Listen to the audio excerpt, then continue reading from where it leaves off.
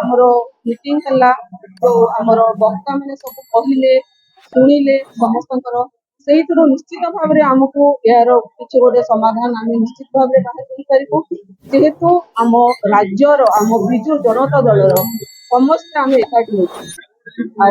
आप जानते एकता ही बल एकता रही कौन जिनस भी कहीं के भांगी पारे तेणु आम जेहेतु विजु परिवार वर्ग समस्ते एकाठी अच्छु निश्चित भाव में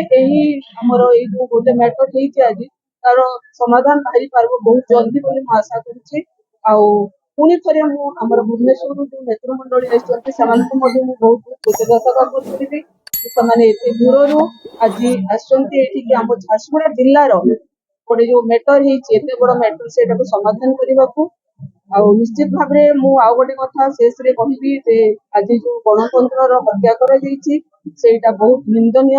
काम कराई आग को जो कम न हो आम झारसुगुड़ा जिले में से प्रति आम जमी समस्त विजु परिवार सचेतन रही समस्त अनुरोध।